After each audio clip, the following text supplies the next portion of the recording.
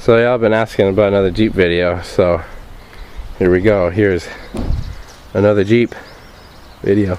So because of the whole Google Plus and YouTube integration, I can't use the comment section anymore because I didn't want to link my Google Plus page and YouTube. I just didn't want to do that, and I really didn't want anything to do with that, so I didn't. But it's changed now where I think I could set it up where I could use it, but I just haven't really looked into it. But anyway, I want to say that so I can say I'm not replying to comments because I can't, and everyone's asking about this Jeep video, and I will Jeep project, and I will get back to it. It's just gonna take some time because this new Jeep here, well, new to me, this is gonna be my daily driver because this is just a two-wheel peel and it doesn't work good in the winter.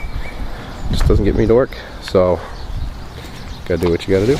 Alright, it's starting to rain, but anyway, I wanted to say quick that right now I'm filming this after I've already went and put this on the road, and it took me about a year. I didn't work on it for the whole last summer. I just did the 2 winters.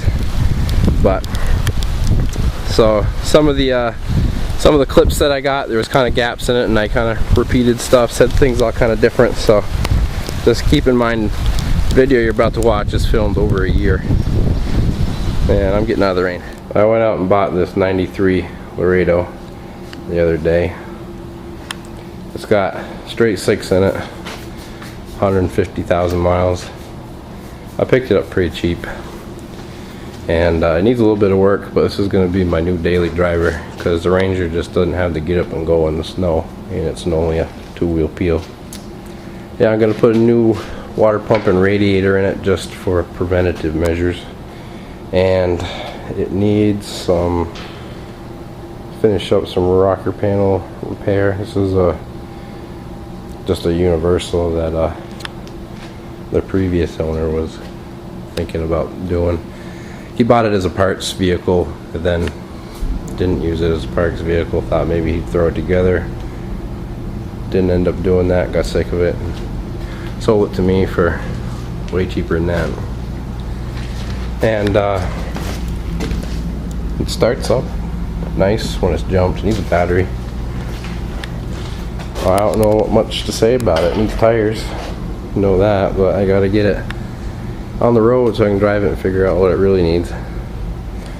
Another thing I can say is there's no latch in this tailgate or lift gate, whatever.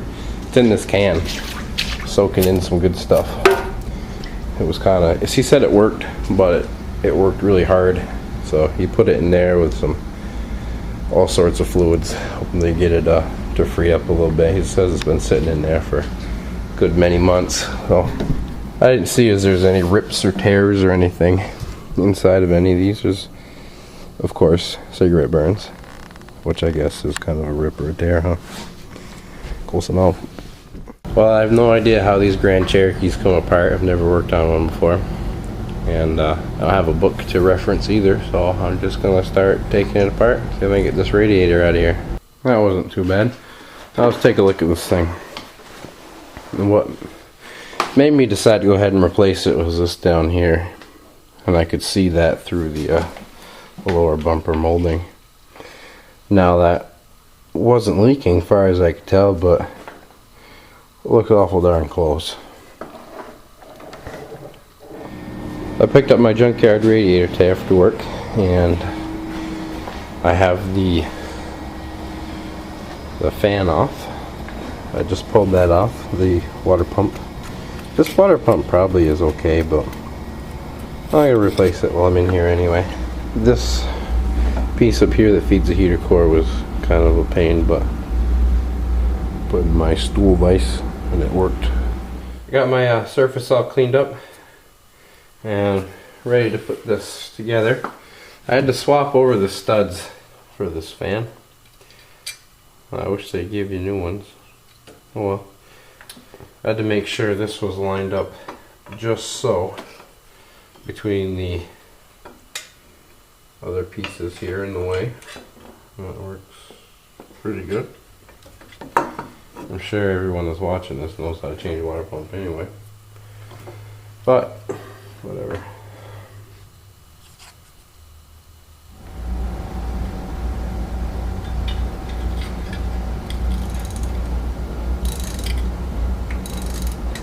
at the parts store today, and I got an adapter piece that I think will make this work. And resting it on this salvage yard battery, which is a pretty good deal. 29 bucks after tax, and if I ever have a problem with it, I take it back and they swap it out for another one. Here's how I routed that transmission cooler line adapter I made. We start here, coming out, and of course that was originally like a 45, but being straight I had to go out and around in between the frame, the sway bar, and the other radiator line there, and I just kind of really loosely held it in place with that zip tie so it doesn't rub on anything, flop around. And I guess that'll work out pretty good. Time will tell. I also hit all the grease fittings I could find under here, and I was looking at this engine mount. I don't think I've shown you on camera, but that's busted. It's sitting lower than it's supposed to. You can see better on the passenger side. It's supposed to be squared up in the middle of that round rubber donut thing, and here it's collapsed right on the bottom. From up top you can see clear through it at the top, but the mount that they gave me at Napa is completely different. Radiator back in place, clutch fans in place. That system is all set and ready for fluid. I gotta pick some fresh stuff up tomorrow. Also, I got these little turn signal bulbs I pulled out. I need to grab a handful of those.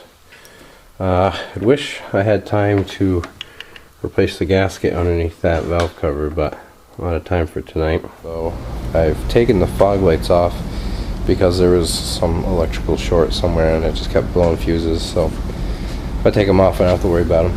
That'll pass inspection. I've also boxed in this rocker on this side that the previous owner had started putting on, and I made a little patch below the plastic molding on that fender. It was just cut off with a cut-off wheel, just kind of flapping in the breeze there. I guess he didn't get to addressing that problem, but that's all squared away now. It looks hideous, but it will pass inspection just fine. What else have I done? I did some brake work. There was a brake line that looked kind of bad, so I just replaced it. It was the one that ran from the ABS pump, or whatever you call it, all the way back along the frame rails to the rear axle. Tonight I'm going to be doing exhaust work. I've got from Summit I ordered this 10-link converter. This one happens to be a 2.5 inch, which is way bigger than what's stock. Stock is 2 inches, but it was a pretty good deal on this and a glass pack, also 2.5. I'd like to take a little while and point out all this road salt that is all over this Jeep. A lot of you guys down south don't have a clue what it's like up here, and just the salt, it just cakes onto everything. A lot of it's been knocked off here because I put the new ball joints in, but everything up here just rots away. So all this rust, all this salt, I mean everything that's white is salt, you can see, and it just cakes everything. Yeah, right there, salt. That's why things rot out like this.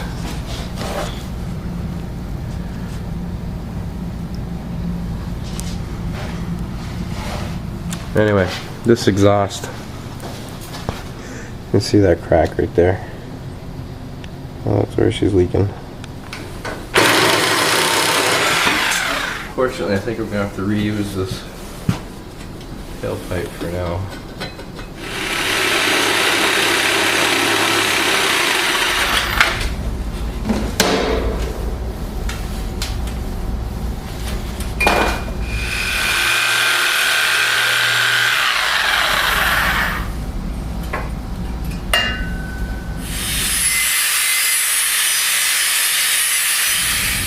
With a little bit of work, I was able to get that to slip right in there. Well, here's everything in place. And it's right now hitting on the track bar right there. But that's because it's not up like it's supposed to be.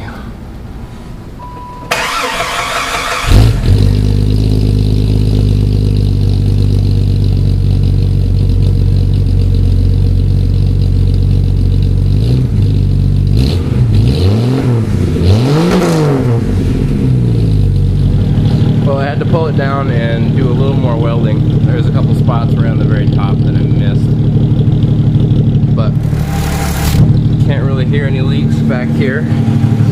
Before it was too hot to touch, I couldn't feel any. I had to take the band clamps off and replace some of these regular clamps. One I was lucky enough to find some in the shop. I really had my doubts that those band clamps were going to hold. Like this one, I definitely knew was not going to. But one in the middle, the cat and the muffler. And yeah, all set and ready to go.